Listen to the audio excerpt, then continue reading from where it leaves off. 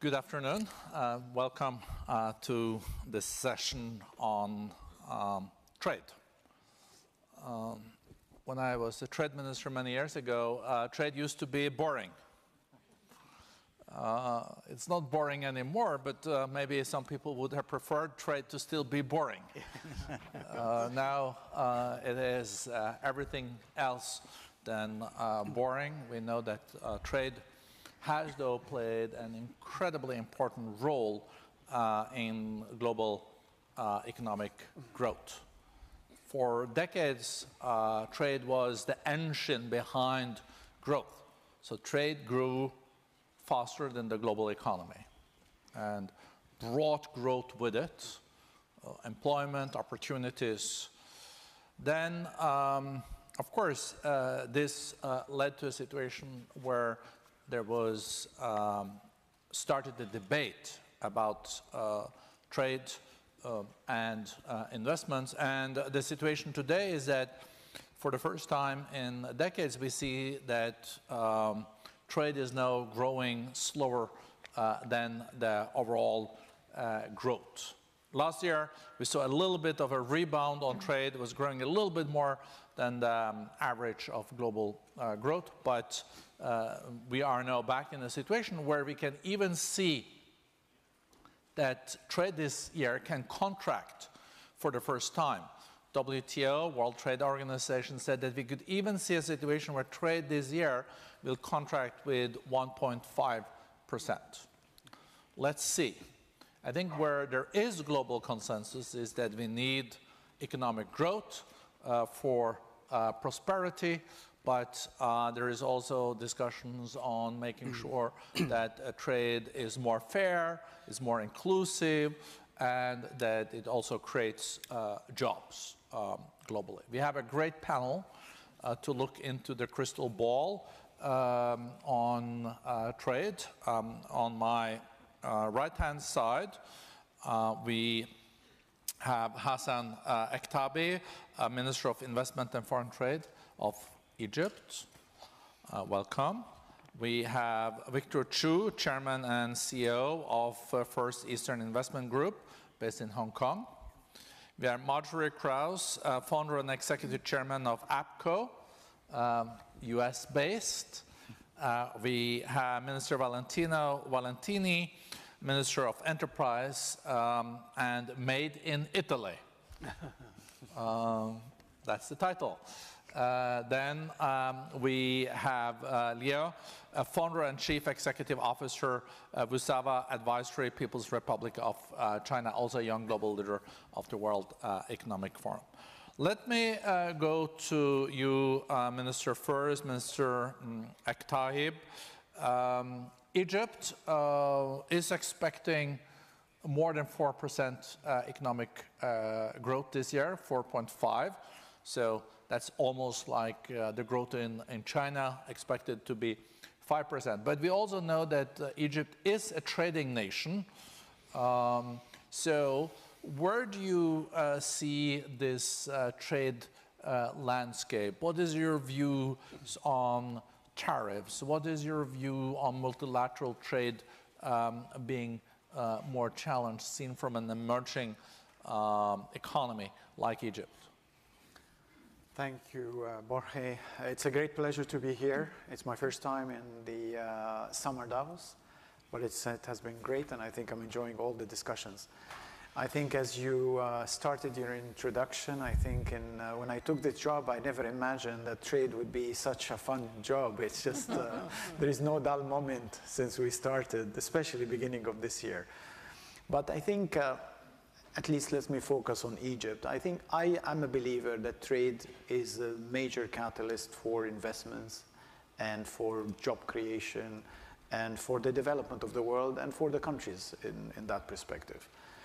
And when I took the job, one of the key pillars of what I want to see Egypt is I want to enhance Egypt trade competitiveness to at least top 50 within a couple of years, because that's the key catalyst for me to be able to achieve some of our objectives to take our exports from where we are 10% of GDP to 20 and 30% of GDP.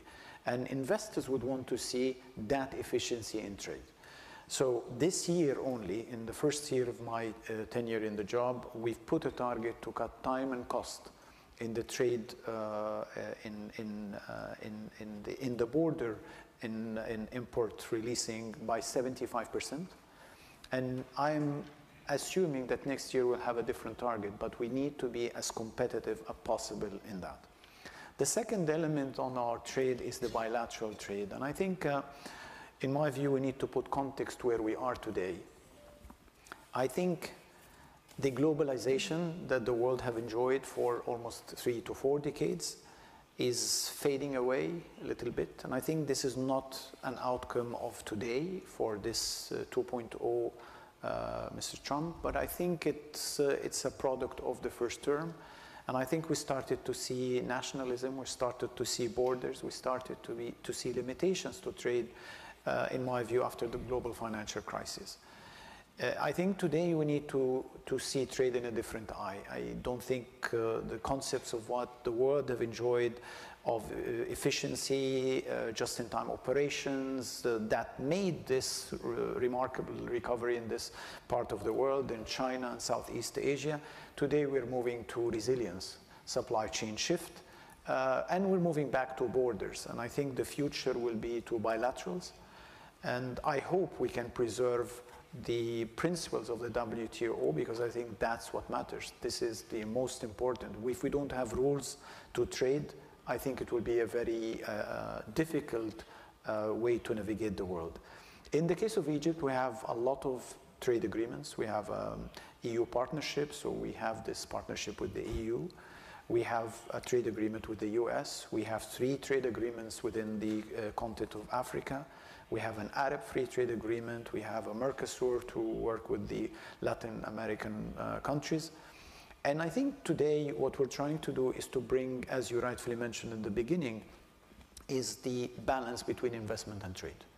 So in the relationship with the EU, for example, we have a trade deficit, and it's in the favor of the EU countries. The way we're approaching this is upping our game. One, I'm eliminating all the historical non-tariff barriers that we had previously. So I'm eliminating one by one to free trade. Second, I initiated to our partners in the EU that I want to take our level to the Sustainable Investment Framework Agreement, the CIFAs, and that's an important step. Next week I'm in Brussels, and the discussion would be we need to equalize the trade deficit with an investment. We need to talk about the introduction of the CBAMs, which we call it in emerging markets, it's a tax on emerging markets. We need to talk about this for the development of the trade. Exactly the same discussion I had yesterday with my counterpart, the trade minister here in China. We need to equalize that trade through investments and trade. And the Chinese are investing in Egypt, the Europeans are investing in Egypt. So for me, the trade is a relationship between partners that we need to nurture, we need to talk logic, we need to make sure that we reach a balanced trade agreements, but not through tariffs. That's our belief, it's through investments and trade. And to your final point is about tariffs and about what we're seeing in the world. Again, our focus is to make sure that we're opening trade to the max.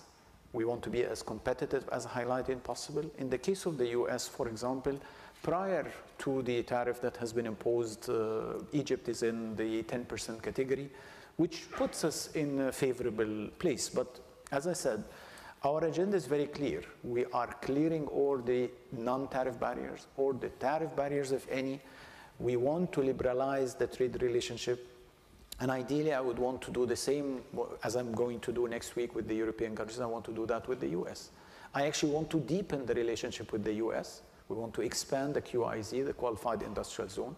We're actually talking to both the European as well as the US about being part of the IMEC, the India-Middle East corridor, because we are part. We've put the infrastructure that is needed to connect the Red Sea to the Mediterranean.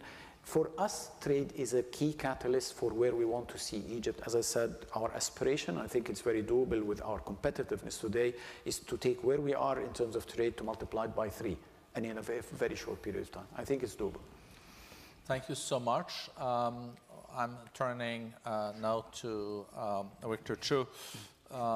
You have also been a big investor in foreign countries. You're based in Hong Kong, but I know you invested also in Japan and other countries.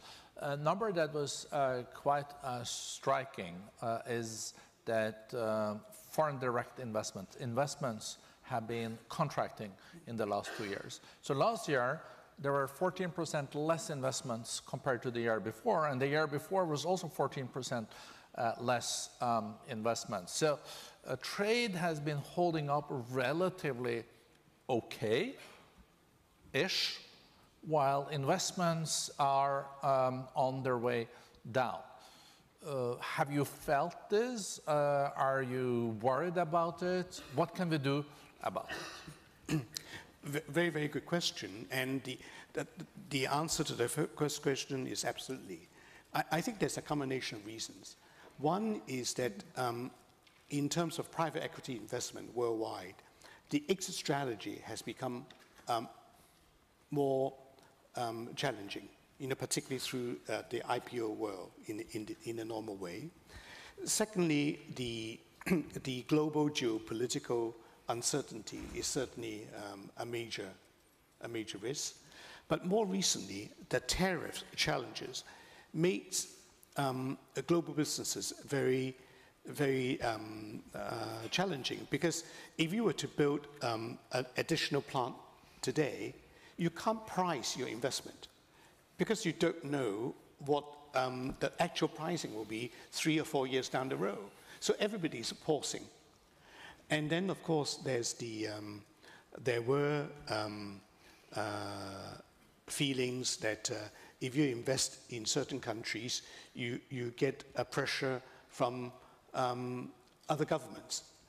So I think these combination of global uncertainty, the fragility of the economic cycle, and the difficulty of exiting from private equity investors, and then the tariffs and the supply chain challenges are all going to hit the direct investment, which is a shame, because FDI actually improves the capital flow and therefore the governance and the quality of trade, peace, and also mutual interest. So I think we will still see a bit of disruption before we get back to normal.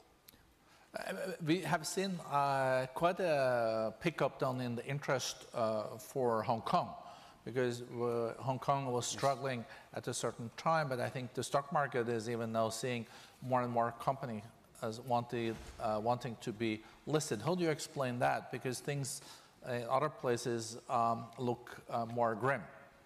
Well, thank you for highlighting this, Børge.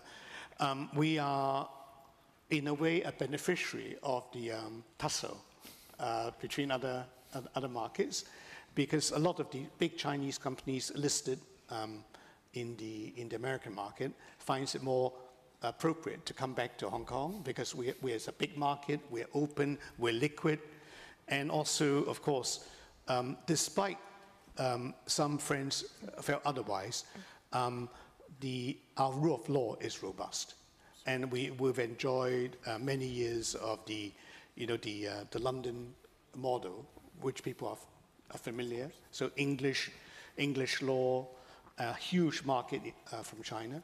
So also the big IPO prospects from China in the foreseeable future, their first choice will be Hong Kong for the IPO, right?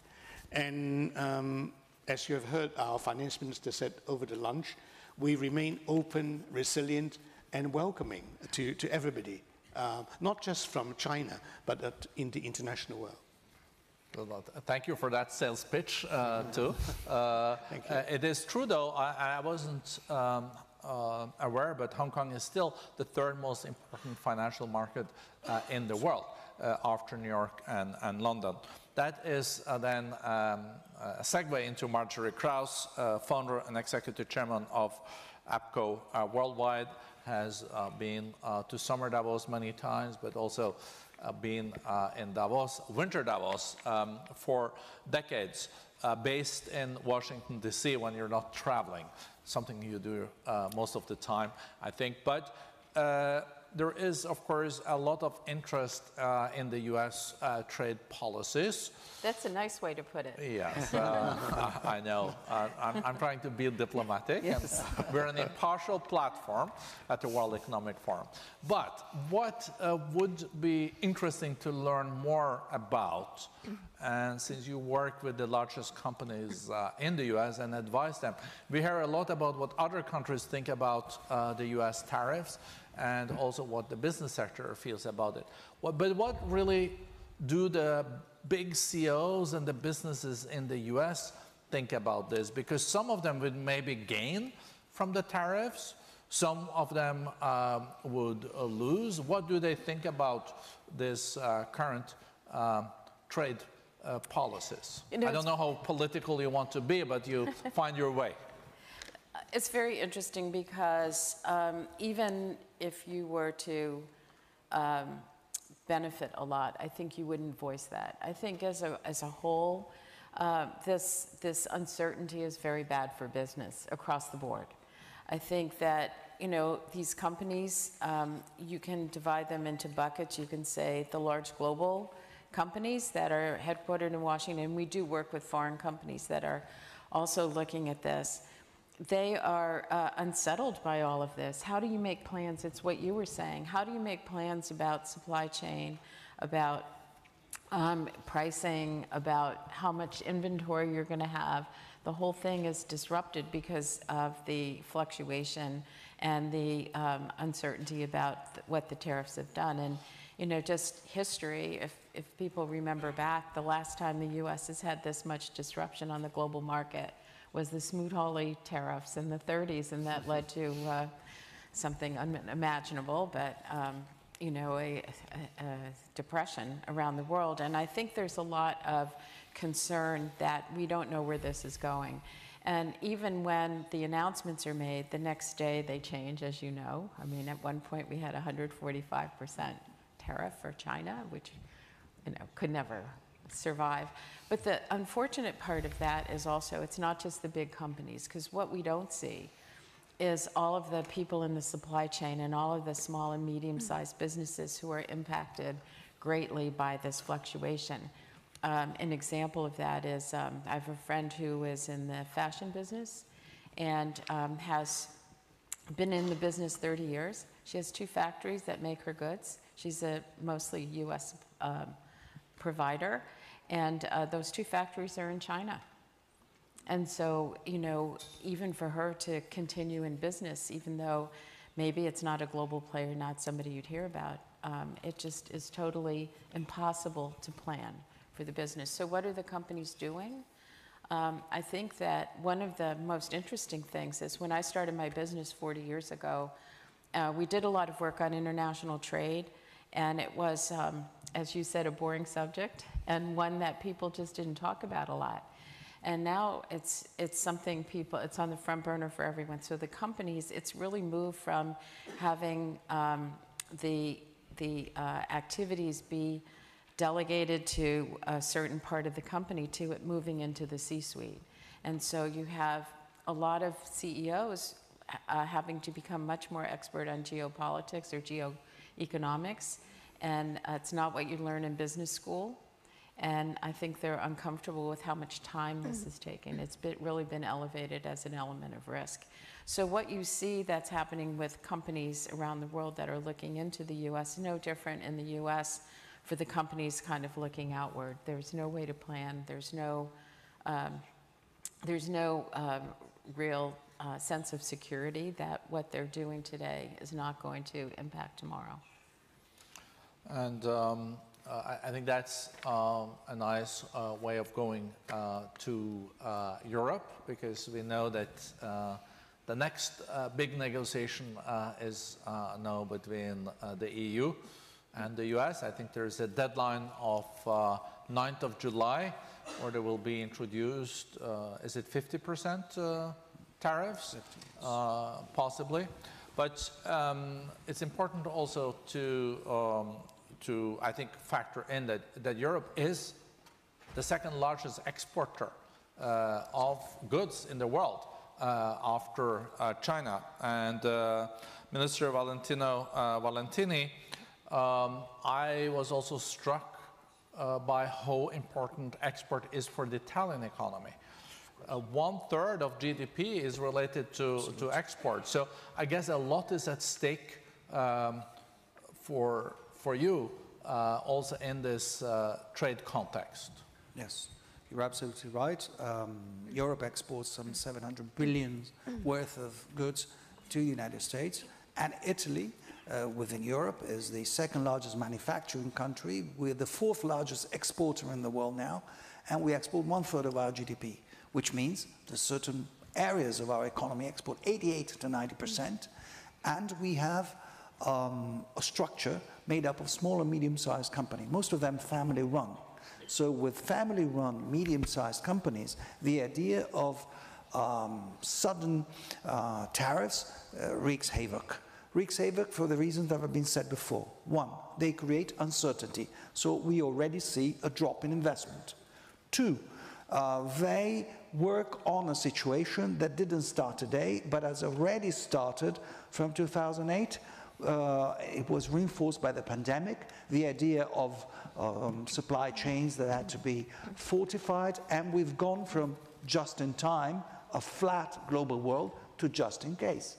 And just in case means create redundancy because you don't know whether your goods are going to come to you or not. And that was already before this new attitude towards tariffs. So you can understand how difficult it can be and how worrying. Also because the impression is there that tariffs are not used in order to compensate imbalances in trade or temporary protection for certain sectors, but rather they're used as a source of income in order to compensate for, how should I put it, very heavy debt that has to be paid through sanctions, without taking into consideration that you can't apply sanction and think that the flow of goods is the same, so you cannot apply X factor to a given number because that number is going to be affected. Secondly, you're going to create a situation that's extremely bad in a geopolitical situation that's real bad. And I would like to quote to you a very famous economist, a French economist of the last century, that says, where goods do not cross borders, then army do cross borders. Wow. And that's the way to look at it. And I don't think that given the current situation, we can accept that. Having said so, we also, in Europe, we also think that dialogue is the only way forward. There are no winners in a trade war. There are no winners in a verbal escalation. Verbal escalation that we've seen before, it's even worse than the war itself because provides the condition we set. So the idea in Europe is let's try to calm down, sit down. I would like to draw your attention that tariffs are already in place on steel and aluminum in Europe, 50%. We look if there are certain issues to be taken care of, okay, but we're not going to accept a flat application of tariffs that way. At the same time, we have to avoid another rift within the West in general, but rather we try to use dialogue in order to bring us together. That's the way we look at it. But to answer your question, I'm afraid that's not the last deadline we're going to see, because the idea is deadline after deadline, you kick the can down the road and you keep people on their toes. That's a strategy. It's not a winning strategy.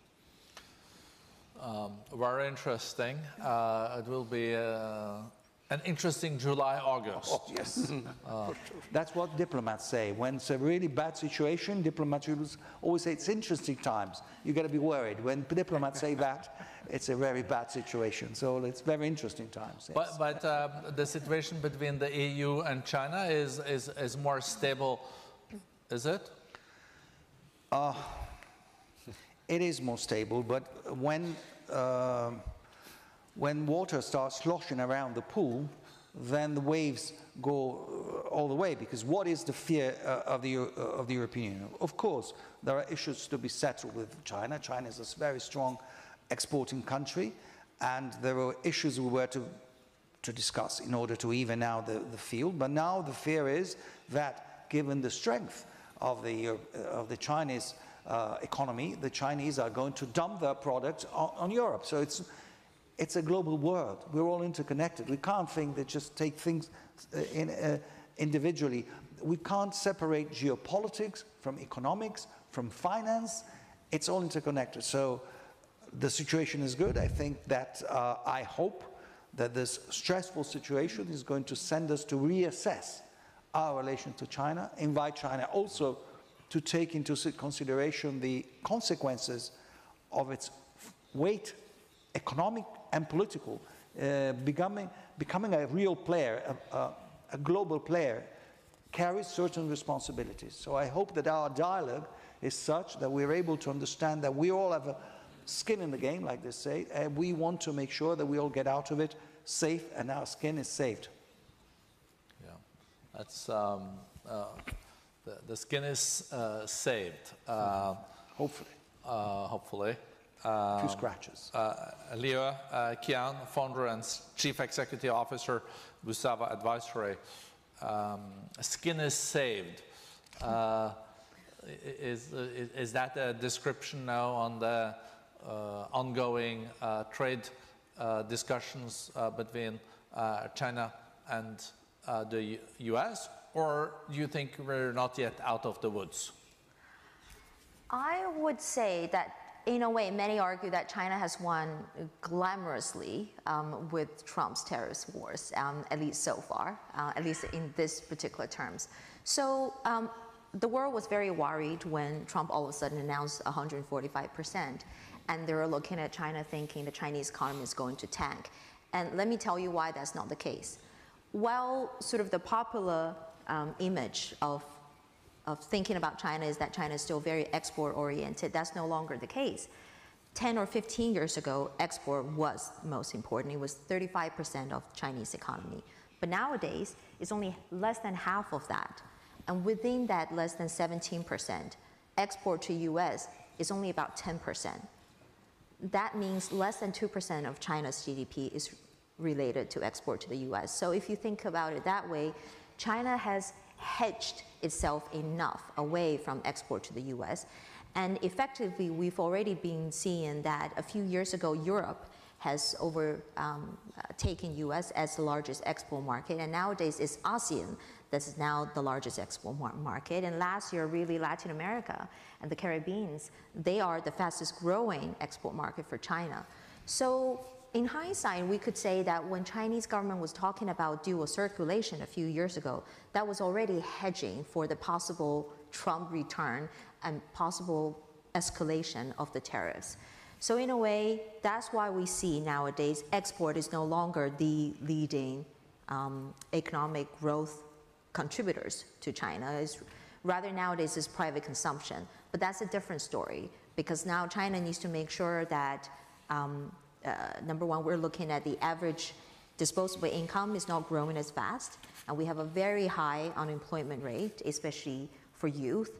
And then we're looking at the wealth effect, because people were having houses and they were growing for prices, and that's no longer the case. So the lack of private consumption is really the thing that's getting the central government more worried.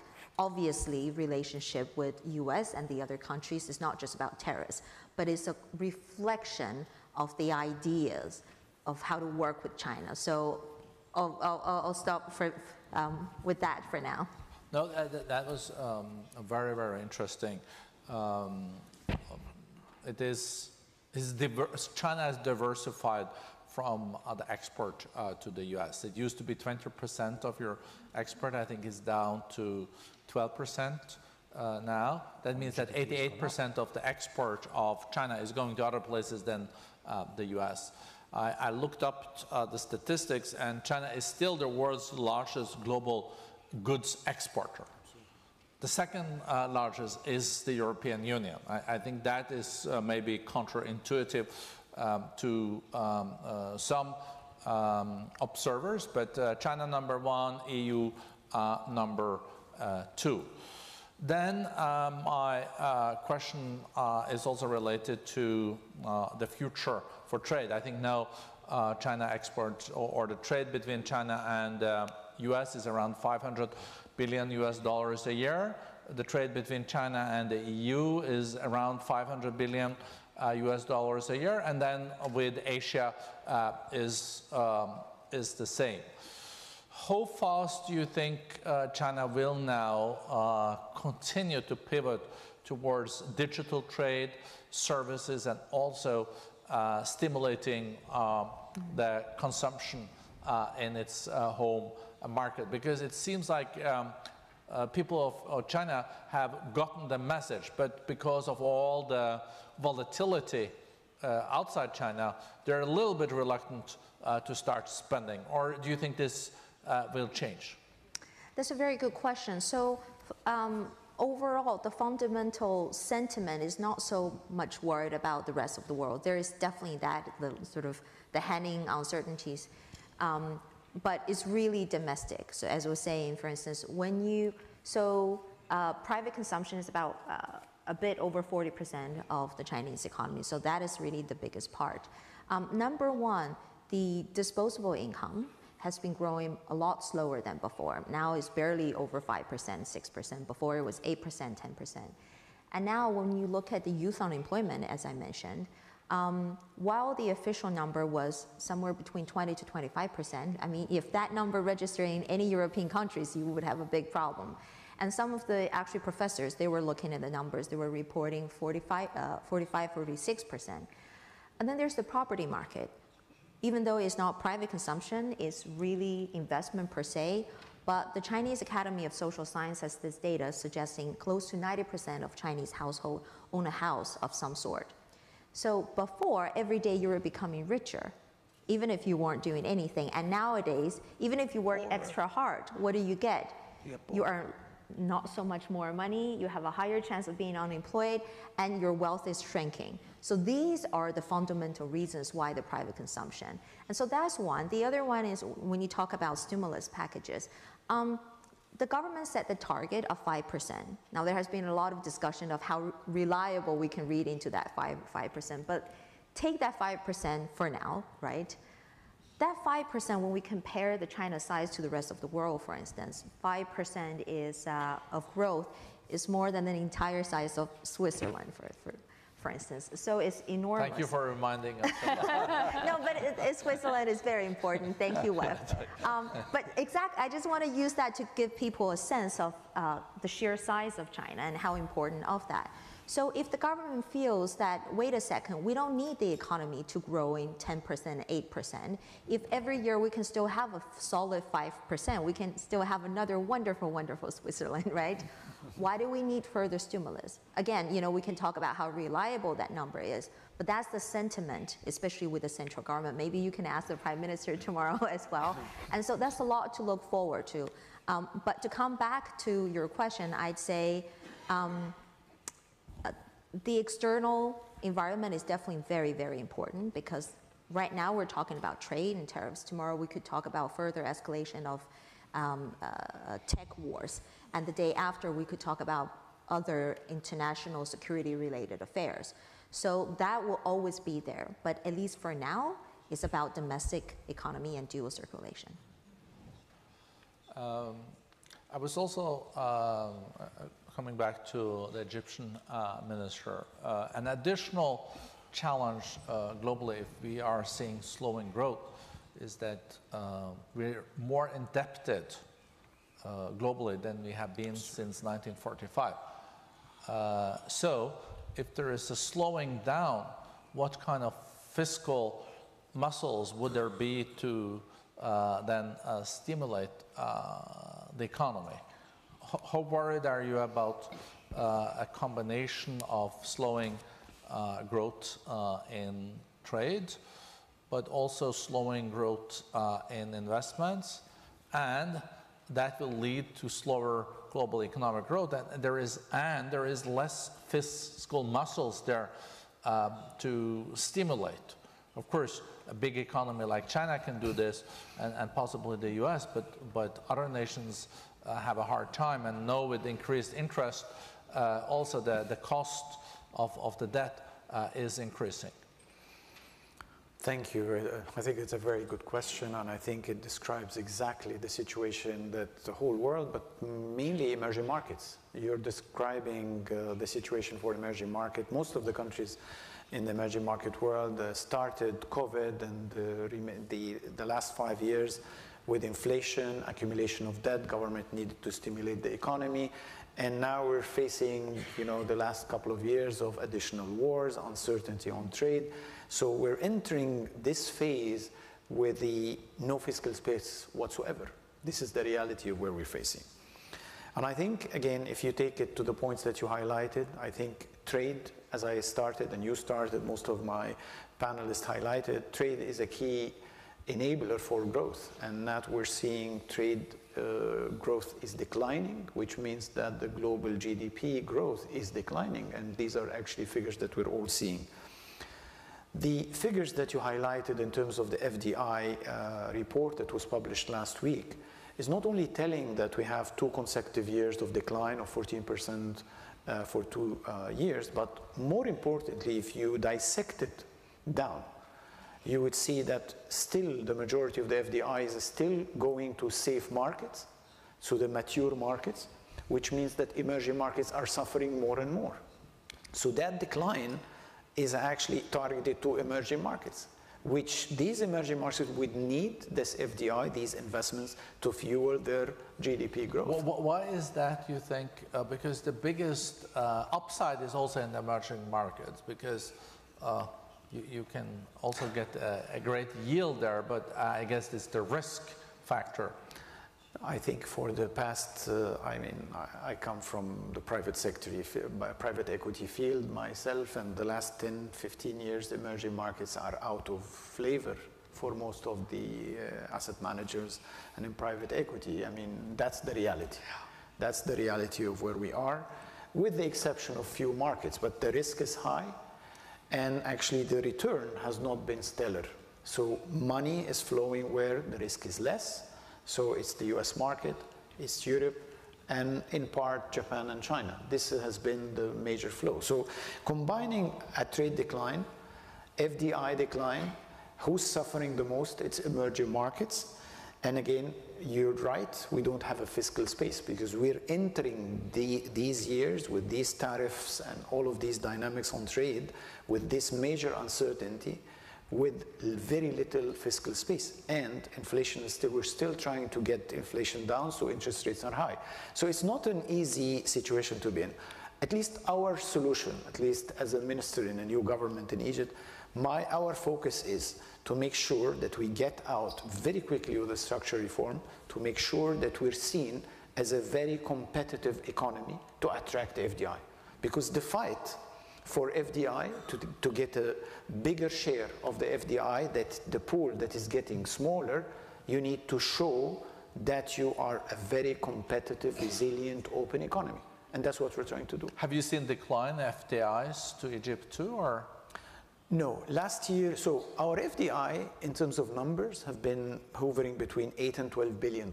Last year, we've seen a spike. So actually last year in this report that was published last year, Egypt had a major one-off, in our view, one investment that is $35 billion. So it took our average from the 8 to 12 to 46 billion. And that's why I say it as a Minister of Investment and Foreign Trade.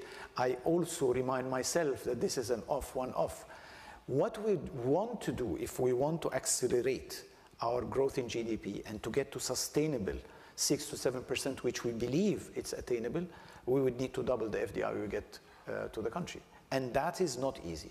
That's why reform is key for us to be able to do this. Is still the GCC the largest investor in Egypt?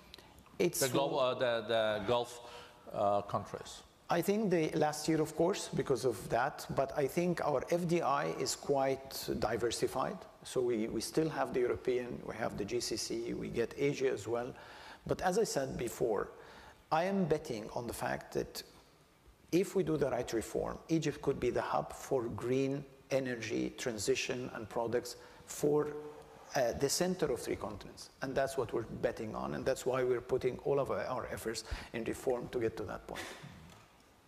Do you see, Victor, at all a chance for renaissance a rebound for investments in the emerging markets, and what would it take before you invested more in these markets?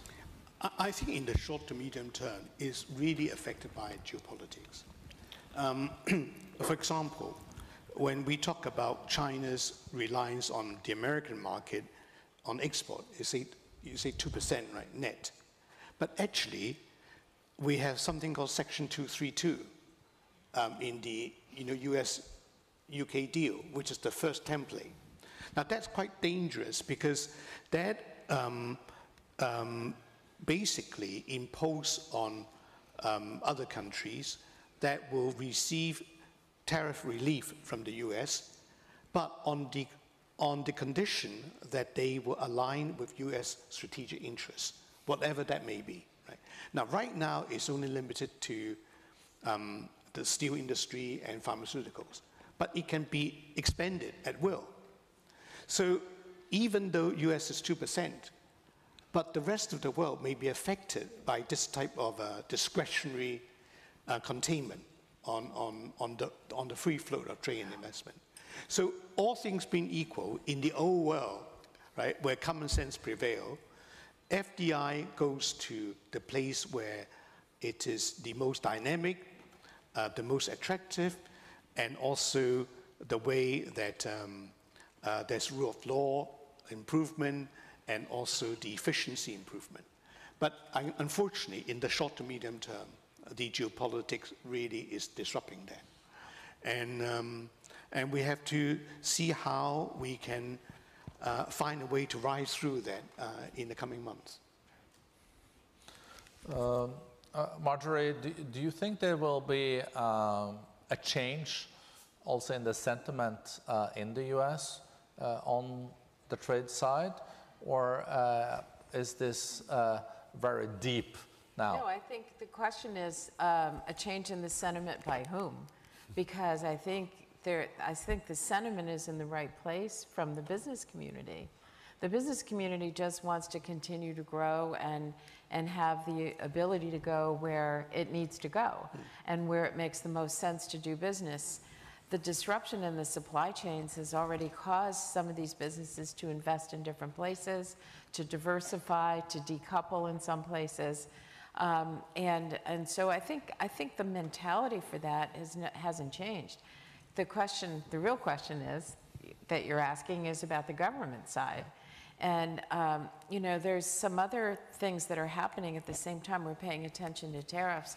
This big, beautiful bill that's going in front of the Congress for the financing has provisions in it that people should pay attention to, because there's a certain kind of taxation that will affect foreign companies. There's certain, and especially certain countries. There's a lot of other hidden things in all of this that make it even, I think, harder to think about, the future of the way you're planning to invest.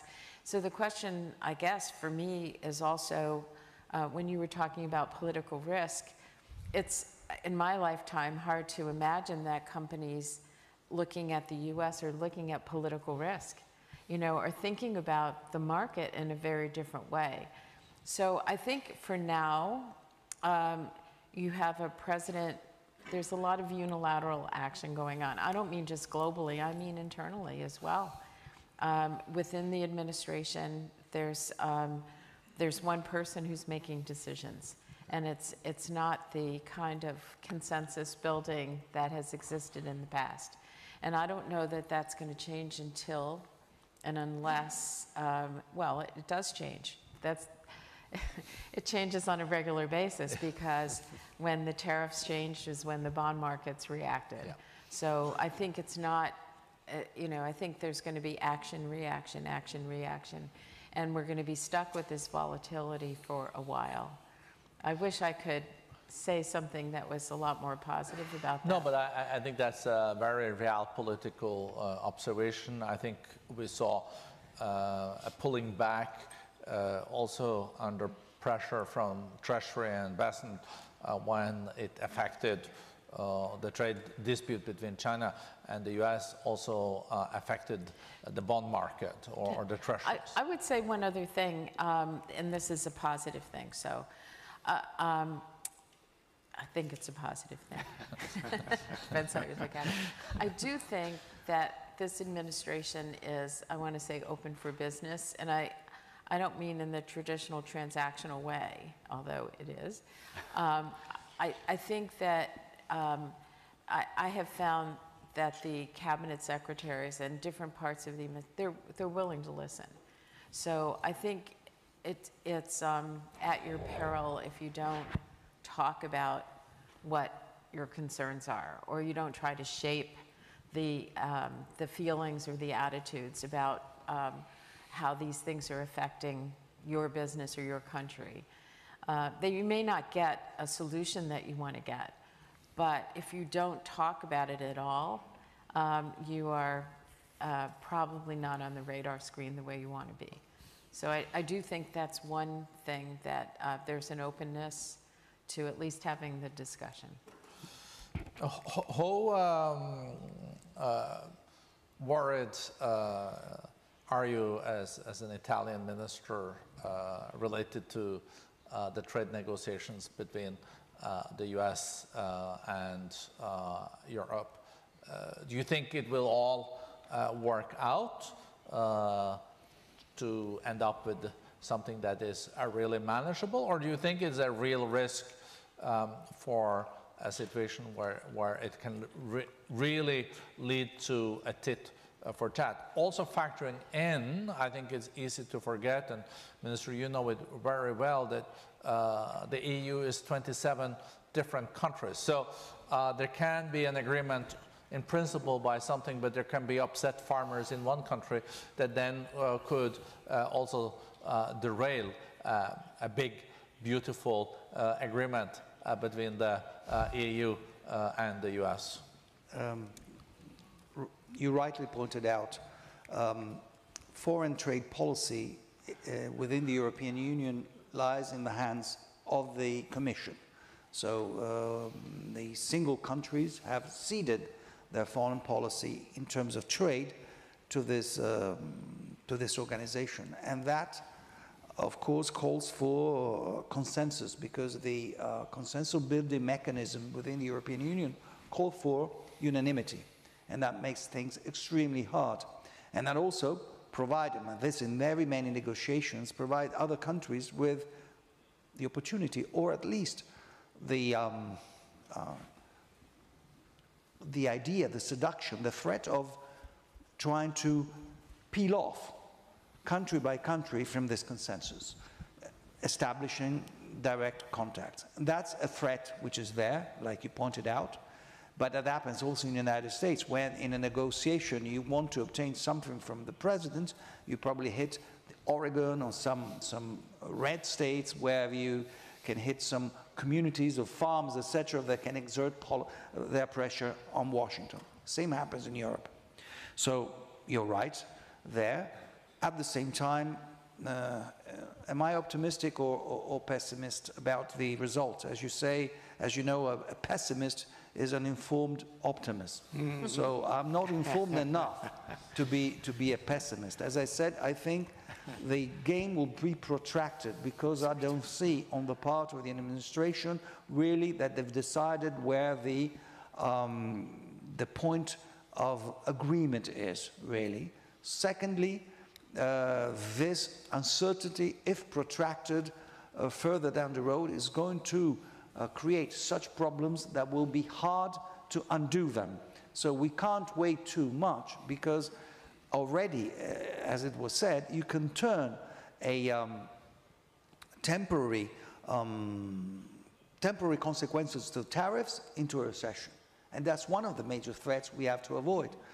And uncertainty, if protracted, will then have a fall-down solution. So how optimistic I am, I hope we'll be able to find solutions soon. I hope that this whole issue is going to be decided. I hope the geopolitics is going to push the actors to find an agreement, because it is necessary, both economically and politically. But if I can tell you that I look into a glass and I can tell you when that happens, I would be lying to you and the rest. I can only express hopes that that happens. The sooner the better for all of us. Thank you. So let's end with a Chinese voice when we also are in China. So Liu, looking at the opportunities and the challenges in this big country, 1.4 billion, close to 20% of the global GDP, has been growing with 7–8% for decades. We know that growth is now slowing a bit. What do you think keeps the economic leadership of this country awake at night, and where do you think they see the biggest opportunities moving forward? Thank you for that interesting question, a very important question. There are a lot of, I mean, I don't have the crystal ball of their minds, but I think there are a lot of opportunities and challenges. Let's take domestic and economic wise. So while there are a lot of concerns about Chinese economy, and indeed there are a lot more worries compared to before, there's still a lot of, for instance, innovations happening. Usually when people think about China, they don't think of China as let's say, a super innovative house. Because the traditional and in a way the Western concept of innovation is 0 to 1, all the breakthroughs. But China isn't about 0 to 1. China, in a way, I'm slightly stretching the argument here. China is about, for instance, taking 1 and change that into 1.1. And because we have 1.4 billion people, we now have a more than 1 billion US market. I mean, think about companies such as Ant Financial. It started like learning from payable, but then it added its own features. And at the time, when it was going to be IPO listed, it was estimated to be a market cap of 310 billion US dollar. That's a lot more than when Credit Suisse, for instance, more than 100 years company just fall apart. So I'm just giving you a sense of You're giving Switzerland a hard time, right? No, because I know you have all the security to embrace all these conversations, right? So that's one kind of, and the other one, for instance, would be China does a lot of 0.1s, but then it does so much of that. I do this industry 0.1, I do that industry 0.1. And take the companies such as CATL, right? It is the largest electric battery house. For instance, Tesla is this biggest consumer. And last year it was launching a electrified plan. And the company, they don't just aim to do battery. Their ambition is to electrify whatever can be electrified. So I'm using all this, or, okay, take a third kind of innovation would be China takes 1 and take another one, and then it creates a 10, and then it amplifies to the world. A good example would be Tencent or WeChat, right? WeChat nowadays, I assume all of you sitting here in China, you can't use WhatsApp, you have to use WeChat. It's effectively a combination of Facebook, WhatsApp, Instagram. You can do Amazon kind of shopping, you can get your taxi, Didis from it. So innovation is really something, and technology, China has effectively been the leader of a lot of technological superhouses, and then there's a lot of talents around this. I won't go into details. So that's something that keeps me very hopeful. But I am overall quite pessimistic about the global collaborations per se. So what would be the end game here, going back to what you were asking? Usually when people talk about international relationship, and especially US-China relationship, the default theory is Thucydides' trap, right? So you have a dominant power and you have an emerging power. When Professor Graham Allison looked at this, throughout history, there were 16 times that we saw similar incidences. And among the 16 times, 4 times didn't go to war. So what does that tell us? That number 1, the odds aren't great. Number 2 is still possible. So I think now we're at a very critical historic time where we all have to collectively try to find a way out. And we shouldn't just sort of urge US and China to try to say, work together. I think it's the responsibility of the whole world, including Europe, and all the 27 countries agree with each other, and Europe with the global south. Instead of each country being sort of stuck in between US and China, Europe and global south should collectively stand together and try to sort of bash US and China's head together and say you have to find a way to work together. So whether it's the global south and Europe, or whether it's really like what Margery was saying, the business, I mean, the clients that I work with, they are tirelessly trying to find very innovative ways to try to navigate through this very complex geopolitical background to still try to thrive. And as a trend economist, I always believe in the power of economic motivation. So I'll leave that as a hope. That is the rest of the world and all the business that we have here. Thank you. What a wonderful end to a wonderful panel. Thank you to the panelists. I think we are leaving this discussion more enlightened, at least me. If we're leaving more optimistic, that's up to each of you to assess, but I think we are more insightful. Thank you to the panel. Thank you. Thank you. Thank you.